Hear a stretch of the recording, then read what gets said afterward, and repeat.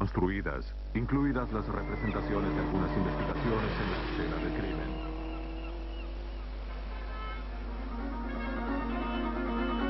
Parece que un robo salió mal en Miami.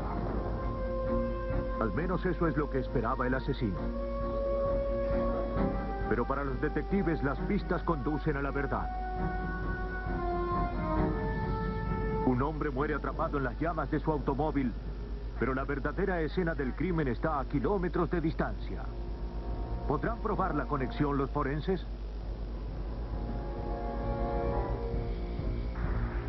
Los investigadores se enfrentan a un doble homicidio. El único testigo declara que las víctimas fueron atacadas por un asesino ninja. Algunos asesinan por odio. Algunos lo hacen por amor. Pero para otros, el asesinato es un trabajo. Ofrecen sus servicios a todos los que estén dispuestos a pagar el precio de sus tratos mortales.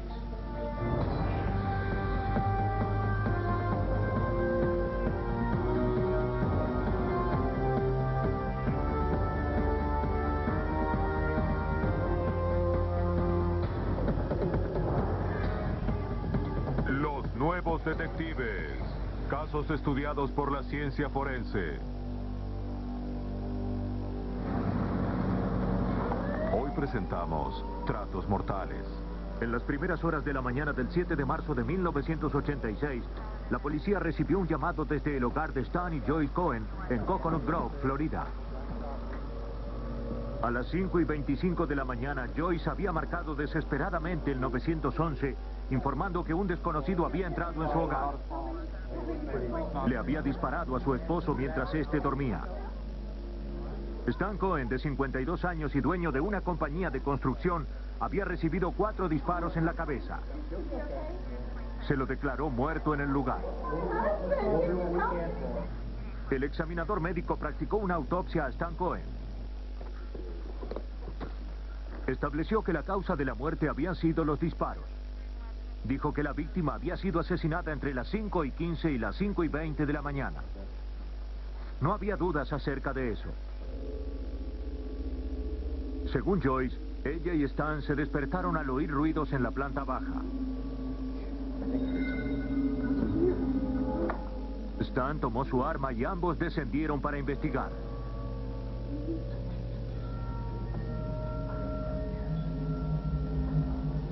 Una rápida búsqueda demostró que todo estaba en orden. Aliviados, regresaron a la cama. Pero Joyce declaró que no podía dormirse, por lo que volvió a levantarse.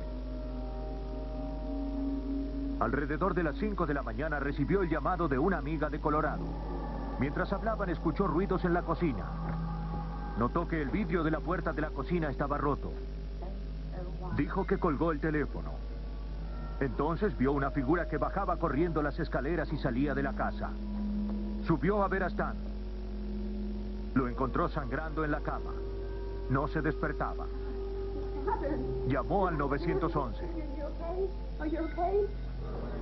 Cuando yo le dije que había ciertas inconsistencias en su declaración acerca del homicidio, se irritó.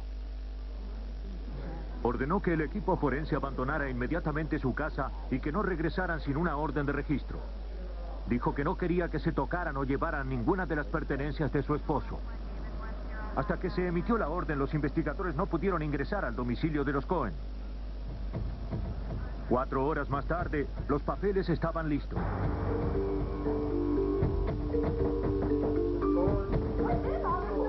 Se presentó la orden de registro a Joyce Cohen y el equipo entró en acción.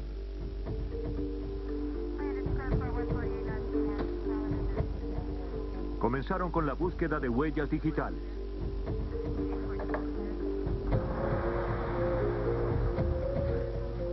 Se citó nuevamente a Joyce en la estación de policía para continuar su interrogatorio. Ahora, en lugar de declarar que su amiga la había llamado a las 5 de la mañana, dijo que la llamada había sido más cerca de las 3 de la mañana. Eso dejaba un espacio de 2 horas entre la muerte y su aviso al 911. Deslices como este pueden no significar nada, o significar todo. Aún no podía saberse.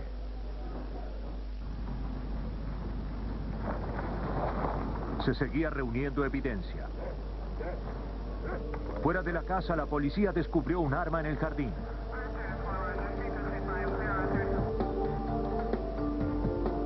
Se la llevó a la unidad de investigaciones de la escena del crimen de Miami, donde fue examinada por la supervisora técnica Sylvia Romans.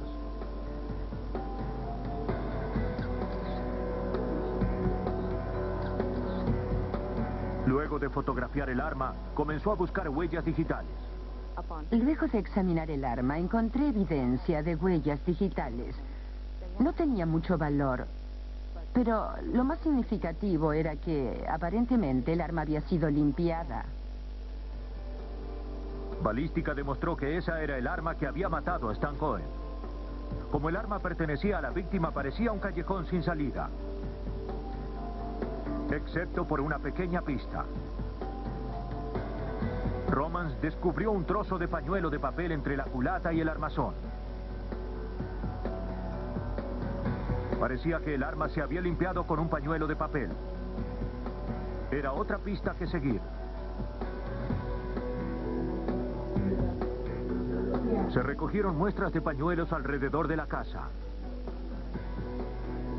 En el cubo de residuos de uno de los cuartos de baño cercano a la escena del crimen, los detectives encontraron un pañuelo usado con residuos negros. Fue enviado al laboratorio. El laboratorio no pudo determinar si los restos de pañuelo que se encontraron en el arma pertenecían a este en particular. Sin embargo, el pañuelo tenía residuos de un disparo y también mucosidad de Joyce Cohen. Para ganar el caso, Speer necesitaba más evidencia. Lo que consiguió fue la confesión de alguien que ni siquiera era sospechoso. En el caso contra Joyce Cohen, la policía de Miami se encontraba paralizada por falta de evidencia. Pero un mes después del asesinato de Stan Cohen, la investigación tomó un giro inesperado. Un ladrón profesional llamado Frank Manglione fue arrestado por un delito distinto, pero tenía información acerca del crimen de Cohen y quería hacer un trato.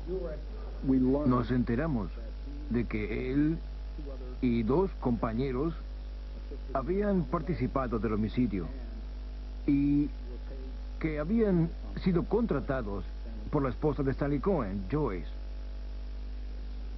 Manglione conocía cosas que solo podía saber alguien que hubiese participado del asesinato, así que decía la verdad. Pero aún esta sorprendente confesión no aseguraba la condena de Joyce Cohen. En el estrado todo se reduciría a la palabra de una dolida esposa contra la de un criminal profesional. Sabiendo que no tenía evidencia suficiente para conseguir una condena, Speer pasó los siguientes 2 años buscando a los otros 2 hombres que Manglione había implicado, pero sin suerte. Solo tenía el testimonio de Manglione y la evidencia forense para demostrar la intervención de Joyce Cohen.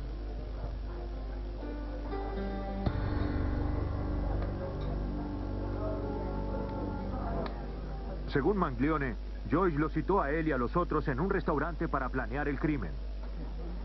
Joyce ya tenía todo pensado. Parecería un robo que había salido mal.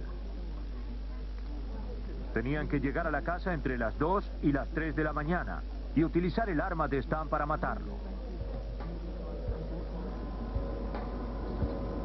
La historia de Manglione tenía un punto débil: la hora del asesinato.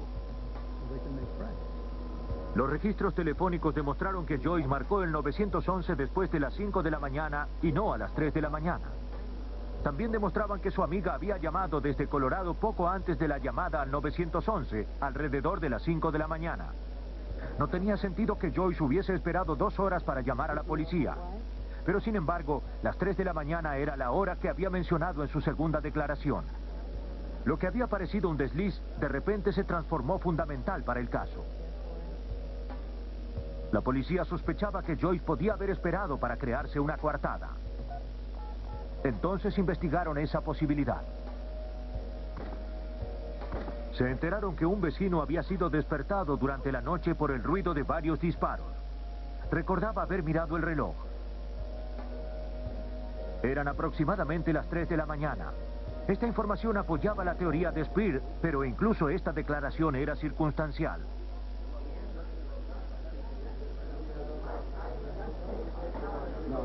Para poder determinar verazmente la hora del crimen, necesitaba el testimonio de la víctima, Stanley Cohen. Originalmente, el examinador médico no había tenido razones para dudar de la hora de la muerte, según lo declarado por Joyce, y la había anotado a las 5:30 de la mañana. Ahora determinar la hora del asesinato era más complicado. El cuerpo había sido enterrado mucho antes. Lo único que quedaban eran fotografías que se le habían tomado al llegar a la oficina del examinador. Horas después de la muerte, la sangre se asienta en las zonas inferiores del cuerpo en un proceso que se conoce como lividez dramática. La sangre crea marcas delatoras. De acuerdo a la extensión de las marcas, un examinador médico puede estimar la hora de la muerte. Los abogados de Joyce Cohen contrataron a un perito que pidió copias de las fotografías de la autopsia. Determinó que no había lividez cuando se tomaron las fotografías, por lo que la víctima había sido asesinada poco después de las 5 de la mañana, tal como Joyce había declarado originalmente.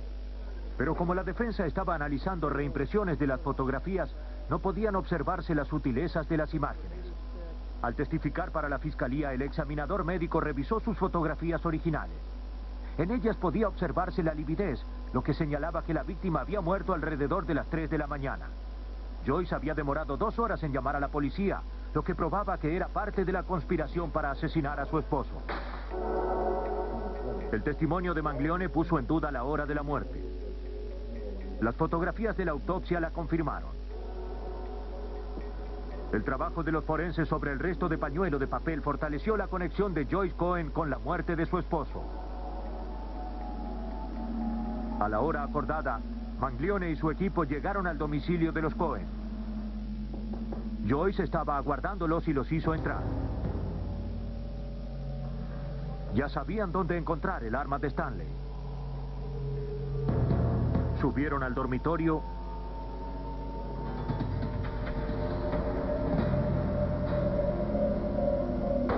le dispararon 4 veces y escaparon.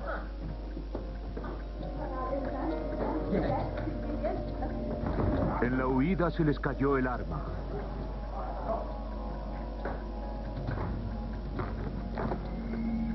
Joyce la levantó, la limpió con el pañuelo y la arrojó por la ventana.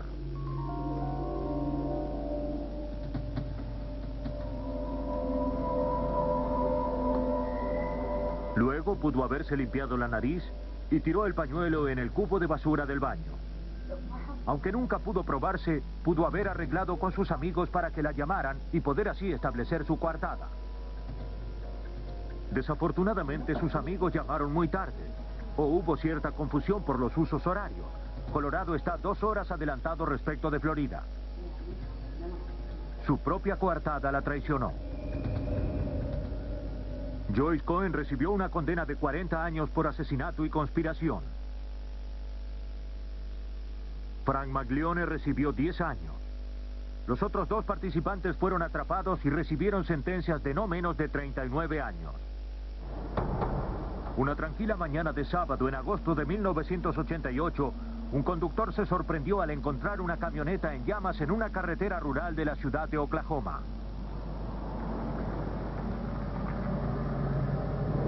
Se acercó para ver mejor.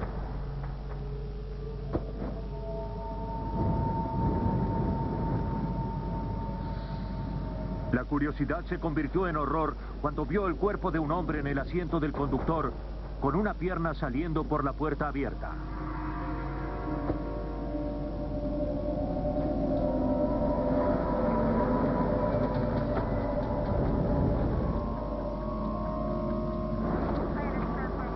Después que los bomberos apagaron el fuego, la policía de la ciudad de Oklahoma investigó la escena.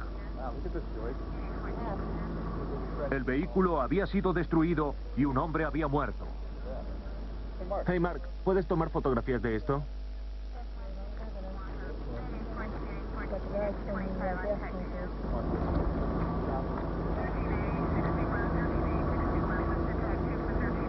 Mientras la policía rastreaba el vehículo para averiguar a quién pertenecía, la oficina del alguacil recibió una llamada de una mujer cuyo esposo no había regresado a casa después del trabajo. Marilyn Plant, ama de casa de la ciudad de Oklahoma, dijo al alguacil que su esposo Jim, supervisor de imprenta del periódico local, tendría que haber regresado 2 horas antes. Estaba preocupada. Jim no solía volver tarde. Marilyn había visto a su esposo por última vez la noche anterior en la cena. Había sido como cualquier otra noche. Luego de cenar, él había ido a trabajar. No había mencionado que tuviese que quedarse hasta más tarde. La marca y modelo de la camioneta de Jim Plant coincidían con el vehículo incendiado. Más tarde, los registros dentales corroboraron que la víctima era definitivamente Jim Plant. La policía de la ciudad tuvo que encargarse de la triste tarea de informar a Marilyn Plant que su esposo había fallecido en un horrible accidente. Pero los investigadores no estaban convencidos de que realmente hubiese sido un accidente. Una mancha de sangre sobre la carretera detrás del vehículo despertó las sospechas. Luego de examinar el automóvil, los investigadores descartaron que la causa del incendio hubiese sido un desperfecto mecánico o una colilla mal apagada. El teniente Ralph Gibson condujo la investigación. Encontramos una tela de algodón parcialmente quemada en el tanque de combustible, lo que indicaba que alguien había intentado incendiar o hacer explotar el vehículo. Al parecer emplearon gasolina o algo parecido, y el incendio fue tan grande que los vidrios de la camioneta simplemente se derritieron. La ferocidad del incendio hizo sospechar a los investigadores que el vehículo había sido prendido fuego intencionalmente. La autopsia alimentó las sospechas.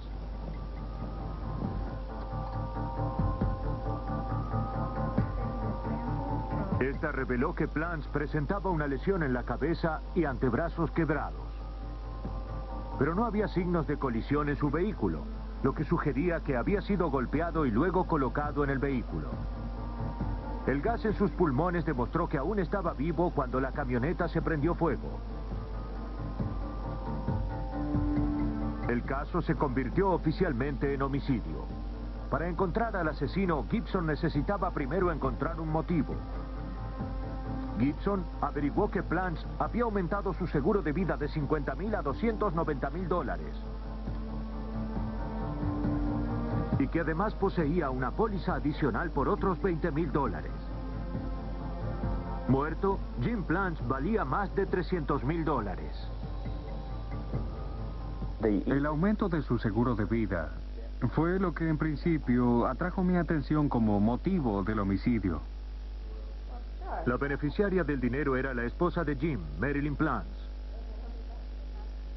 Pero no parecía posible que esta joven madre fuera lo suficientemente fuerte para golpear a su esposo hasta dejarlo agonizando y luego arrastrarlo a su automóvil. Los investigadores le hicieron las preguntas de rutina sobre su matrimonio, situación financiera y sobre los enemigos que podría haber tenido su esposo. Sus respuestas fueron igualmente rutinarias. De la conversación no surgieron ni motivos ni enemigos. Comenzaba a parecer que Plant había sido la víctima de un acto de violencia al azar. Gibson persistió en la investigación.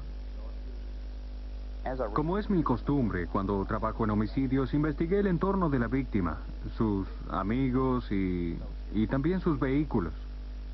Al investigar el automóvil de Marilyn Plant, encontré que había sido detenido una semana antes. Un hombre llamado Clifford Brisson conducía el automóvil. Marilyn Plant era la acompañante. La policía quería saber si habían presenciado el robo de una camioneta que acababa de ocurrir. Brisson dijo que creía haber reconocido al conductor. Era un hombre llamado Roderick Farris. Sin otra pista que seguir, los investigadores estudiaron esta posibilidad y decidieron hablar con Farris. No tuvieron que buscarlo muy lejos. Farris estaba en prisión, acusado del robo de la camioneta. Quizás le interesara cambiar información por una sentencia más leve. Le pregunté si conocía a Marilyn Plants y me dijo que sí, que la conocía. Dijo que era una casualidad porque ella le había ofrecido $10,000 para que matara a su esposo, pero declaró que desde que estaba en la cárcel no se había enterado del asesinato. Gracias a Farris, la lista de personajes en este drama mortal comenzó a revelarse. Farris declaró que Marilyn le había hecho el mismo ofrecimiento a Clifford Brisson. Dijo que Brisson y Marilyn eran amantes. Se citó a Brisson para interrogarlo, y la lista siguió creciendo. Primero, Brisson argumentó que no sabía demasiado del crimen, pero a medida que el interrogatorio continuaba, admitió que lo sabía de antemano. Pero dijo que él no había participado. El hombre que estaban buscando era Clinton McKimball. Brisson fue arrestado como cómplice. En poco tiempo, Clinton McKimball fue arrestado y llevado a declarar.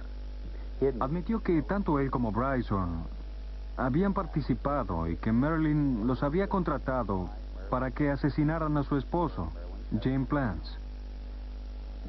Lo habían esperado dentro de la casa, golpeado con un bate de béisbol hasta dejarlo inconsciente, y luego lo habían transportado hacia la carretera. Al terminar, Gibson tenía las confesiones de los asesinos, pero no tenía pruebas de que Marilyn hubiese planeado todo. A menos que pudiera encontrar evidencia física para respaldar estas confesiones, ella quedaría libre. La policía tenía todos los motivos para sospechar que Marilyn Plants había planeado la muerte de su esposo, pero no podían probarlo. Al ser confrontada por la policía, ella negó todo. Se consiguió una orden de registro para su casa, la supuesta escena del crimen. Los investigadores retiraron lo que parecía una nueva alfombra. Ocultaba manchas y marcas de blanqueador en la alfombra que se encontraba debajo.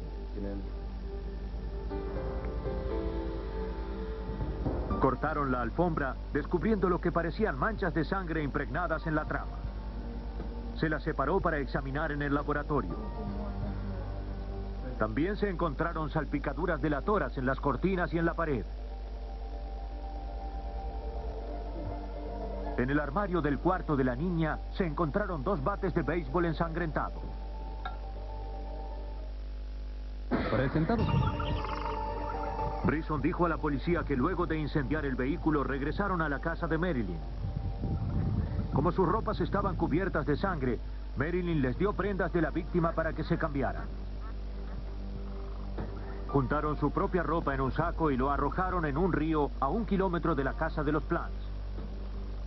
Para corroborar la historia de Brisson y McKimball, la policía registró el río. Las posibilidades de encontrar evidencia eran muy pocas porque había llovido durante varios días y el río había crecido. El equipo pudo encontrar las ropas. La evidencia del río y la que se había recogido en la casa de los Plants fue colocada en un saco, etiquetada y enviada al laboratorio de serología y ADN de la policía de la ciudad de Oklahoma. Ahí cada pieza fue cuidadosamente examinada para determinar si contenía sangre y si esa sangre coincidía con la de Jim Plant. Solo así se corroboraría la declaración de Brisson y McKimball. El resultado del caso dependía de la química forense supervisora Joyce Gilchrist. Pero parte de la evidencia no lucía muy prometedora. Me sorprendió mucho que me enviaran al laboratorio evidencia recogida en un río. El detective Gibson me pidió que tratara de encontrar manchas de sangre en la ropa.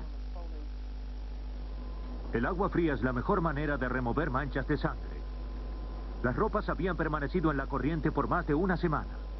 Gilchrist sabía que las posibilidades de detectar sangre, y más aún, de identificarla, eran escasas.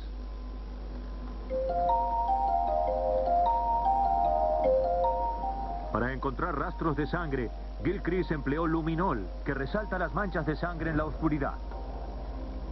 La solución de luminol debe prepararse justo antes de usarse y aplicarse enseguida. Se aplicó sobre la ropa y se apagaron las luces. El débil brillo alimentó la esperanza de que la sangre no se hubiese lavado.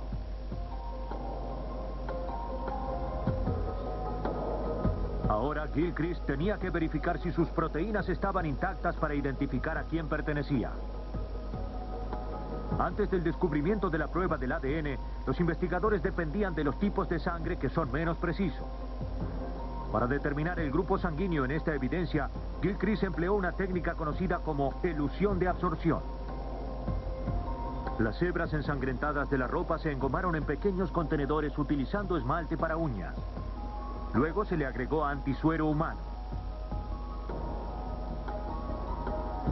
Se lo incubó durante la noche a una temperatura controlada.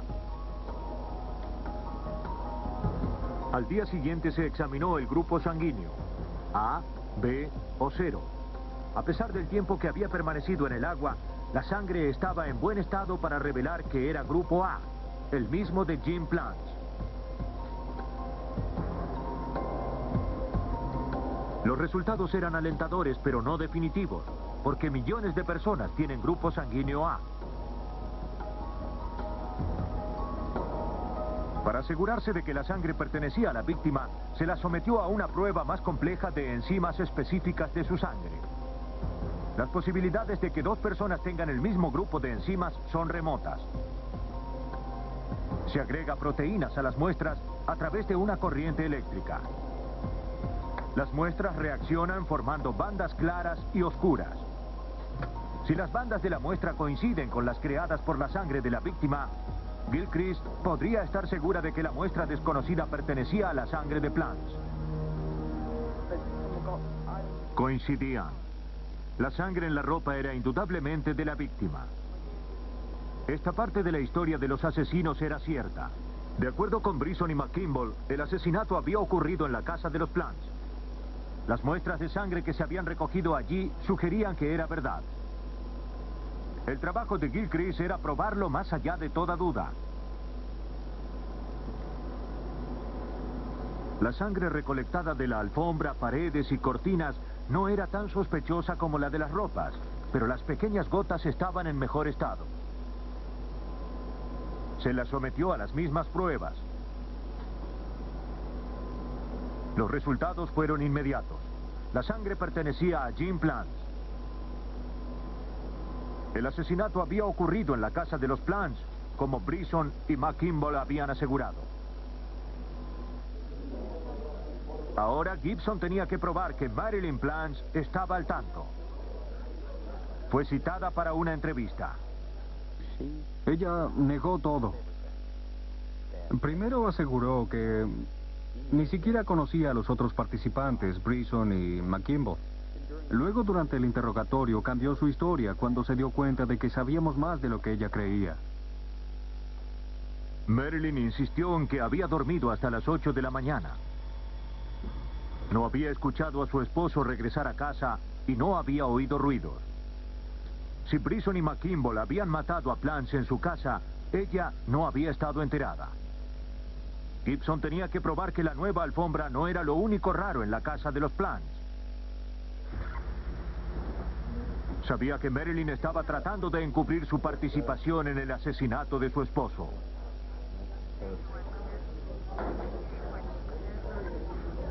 La nueva alfombra podría convertirse en la mejor evidencia. Estaba intentando encontrar el modo de relacionarla con la compra de esa alfombra porque era muy nueva. Así que lo verifiqué con los fabricantes de la alfombra y me dijeron que se vendían principalmente en Walmart. Y había un Walmart cerca de la casa de Marilyn.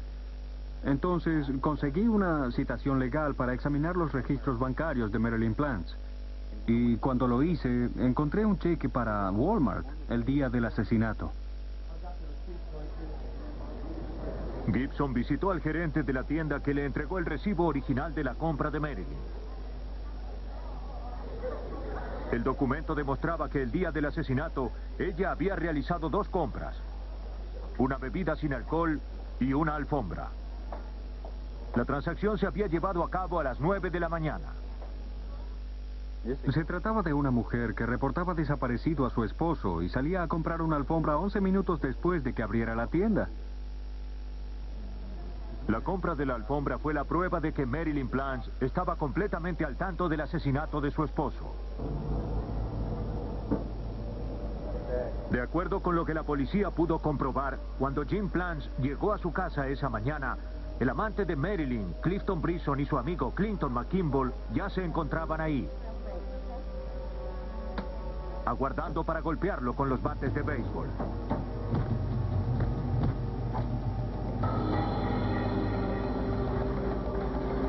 Mientras Marilyn limpiaba la casa, los dos hombres subieron el cuerpo de la víctima a la camioneta.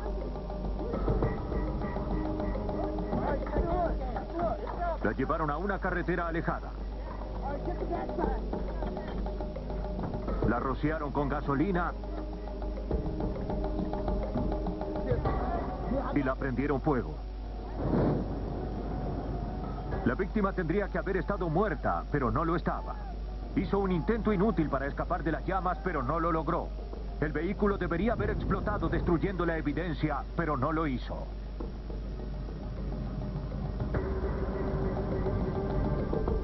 Los tres conspiraron para matar a Jim Plants por el dinero del seguro. A McKimball le habían prometido $45,000.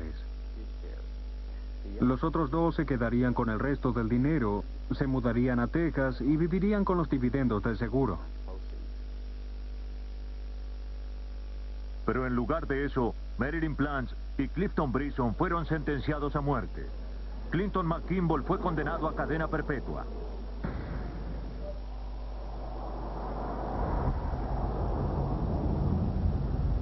Era la noche del 25 de septiembre de 1985. El día de la expiación judío, el Yom Kippur, estaba terminando.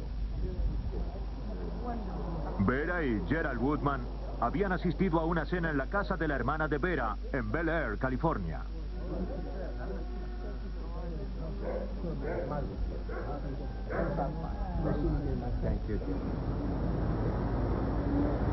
Luego de despedirse de los anfitriones, la pareja subió a su automóvil para recorrer el trayecto de 15 minutos hasta su apartamento en Brentwood. Gerald Woodman era un hombre independiente que había hecho fortuna con su fábrica de plásticos. En su camino hacia la riqueza, Woodman se había hecho de enemigos. Los Woodman entraron al estacionamiento del edificio de apartamentos alrededor de las 10:30 de la noche. Pero nunca salieron del automóvil.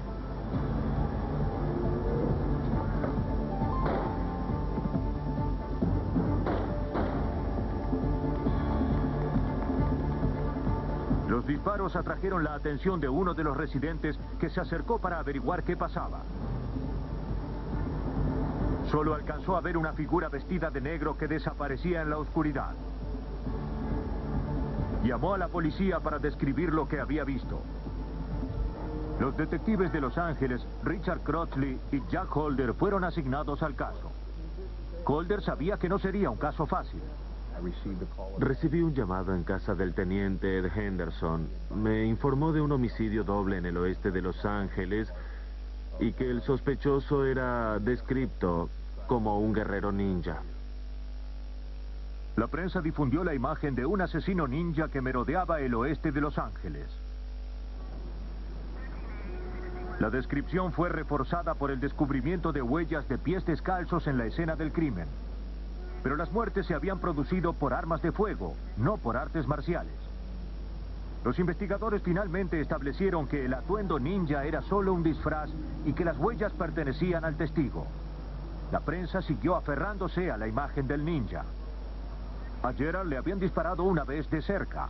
A Vera le habían disparado 2 veces.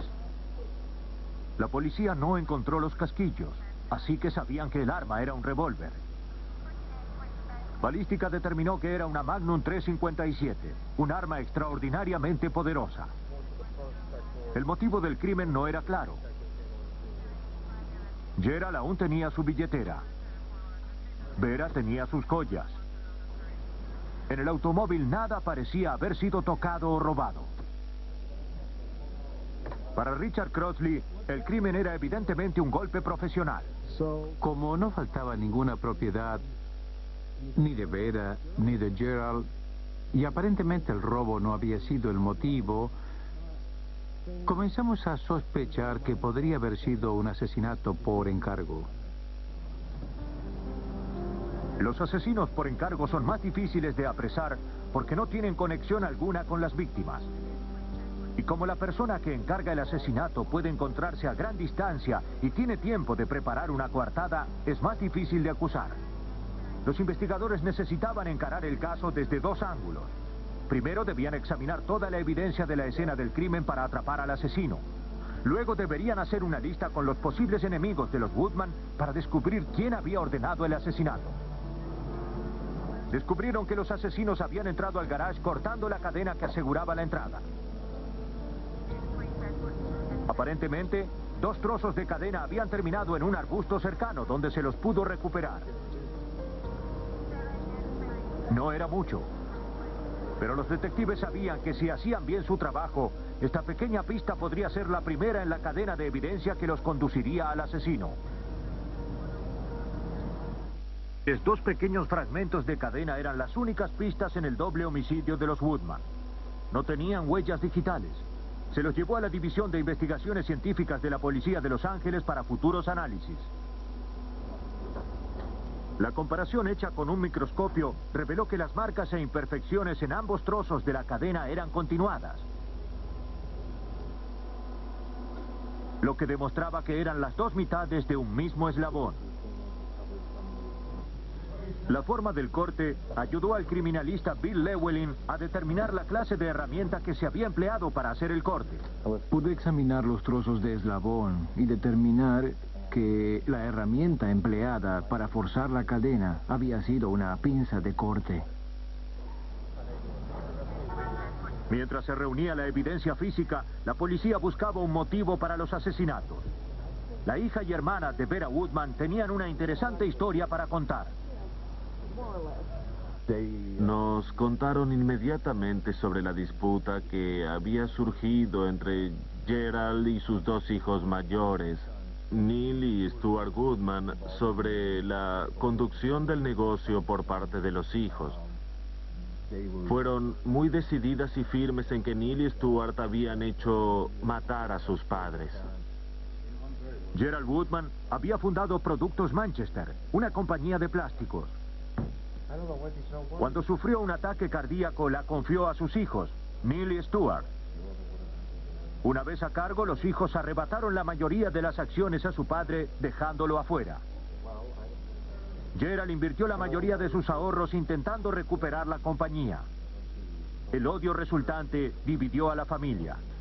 Neil y Stuart ya no eran bienvenidos a las reuniones familiares. Gerald y Vera no podían ver a sus nietos. Todas las personas con las que habló la policía dieron la misma versión sobre la animosidad que se centraba en los hijos Woodman. Finalmente llegó el momento de hablar con ellos en persona. Los hermanos acordaron una reunión con los investigadores en las oficinas de sus abogados. Si se necesita entrevistar a un miembro de la familia en relación con la muerte de sus padres, ¿para qué se necesita recurrir a un abogado? Creo que fue en ese preciso momento cuando Jack y yo decidimos que estos muchachos estaban involucrados. Mientras Crossley y Holder se preguntaban dónde conseguirían la próxima pista, esta apareció en la puerta. 2 ex policías de Los Ángeles que trabajaban como guardias de seguridad hablaron con la policía. Dijeron que un hombre llamado Steve Homick, empleado de Neil Woodman, los había contratado recientemente para mantener a Gerald y Vera Woodman alejados del bar mitzvah de su nieto. Los guardias de seguridad declararon que Homick les había dado instrucciones terminantes. Nos dijeron que el señor Homick había declarado que en una reunión anterior al bar mitzvah, Neil le había preguntado a Steve qué hará si él viene, y Steve había contestado que sencillamente se encargaría de ello. Una investigación sobre Steve Homick reveló que era un ex policía de Los Ángeles que había sido expulsado con menos de 1 año en la fuerza. En ese momento vivía en Las Vegas y estaba siendo investigado por el FBI por tráfico de drogas. Él y un socio habían volado desde Las Vegas a Los Ángeles el día antes de los asesinatos y habían regresado a Las Vegas el día posterior. Para comenzar, había que probar que Hommick había estado en Los Ángeles la noche de los homicidios. Pero Los Ángeles es una ciudad enorme y Hommick podría haber estado en cualquier parte. La policía descubrió que su hermano, Robert Hommick, vivía a menos de 6 kilómetros de la escena del crimen. También descubrimos que Robert Hommick había estado involucrado en un accidente de tránsito la noche de los asesinatos. Parecía más que una coincidencia. El accidente de Hommick tuvo lugar en el callejón detrás del edificio de los Woodman.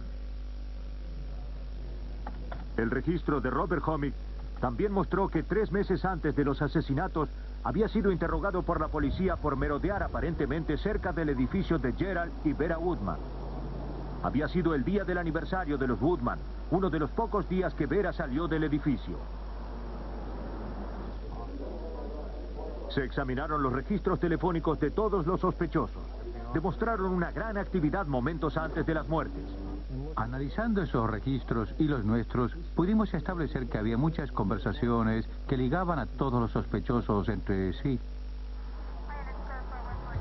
Fue suficiente para obtener una orden de registro para el apartamento de Steve Hommick. Allí encontraron numerosas agendas detallando sus actividades. Pero daba a todos sobrenombres y escribía en código. Los investigadores pudieron descifrarlo. Una de las cosas que descubrieron fue que Stuart Woodman había contratado a Robert Hommick para robar su propia casa y así poder cobrar el seguro. También había robado y quemado un automóvil de la empresa por la misma razón. Si Hommick estaba involucrado en los asesinatos, no había sido tan impulsivo como para contarlo. Pero sus agendas sugerían que su hermano Robert era con frecuencia su compañero de delito. A continuación, los investigadores consiguieron una orden para registrar el apartamento de Robert Hommick a 6 kilómetros de la escena del crimen. Allí encontraron una pinza de corte nueva.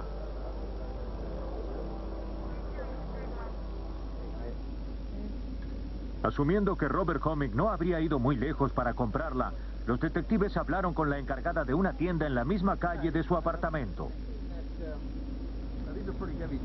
La encargada confirmó que la herramienta podría cortar una cadena y reconoció a Hommick en las fotografías que le mostraron los detectives. Confirmó que le había vendido una pinza de corte.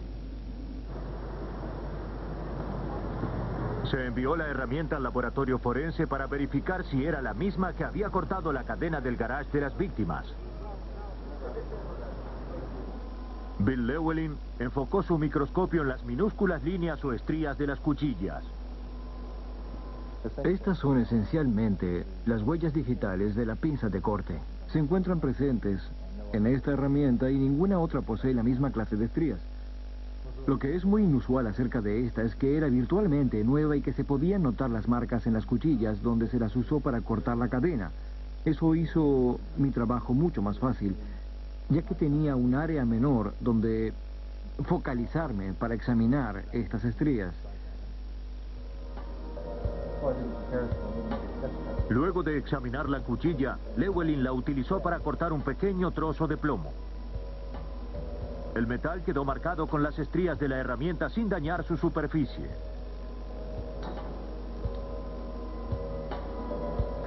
Luego se comparó la estría sobre el plomo con la estría del eslabón de la cadena.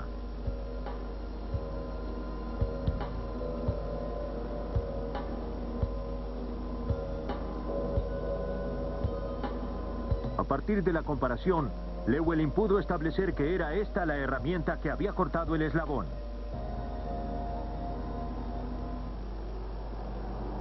Los investigadores siguieron trabajando otros 6 meses para construir el caso contra los hermanos Hommick y Woodman. Y luego hubo un cambio. Uno de los socios de Hommick fue arrestado por cargos irrelevantes. Para reducir su sentencia, confesó que la noche de los asesinatos había estado haciendo guardia. Declaró que los hermanos Woodman habían encargado el asesinato. Solo faltaba el motivo. Aparentemente los hermanos Woodman ya tenían lo que querían. Le habían robado a su padre la exitosa compañía. ¿Qué otra cosa, sino odio, los llevaría a querer matar a sus padres?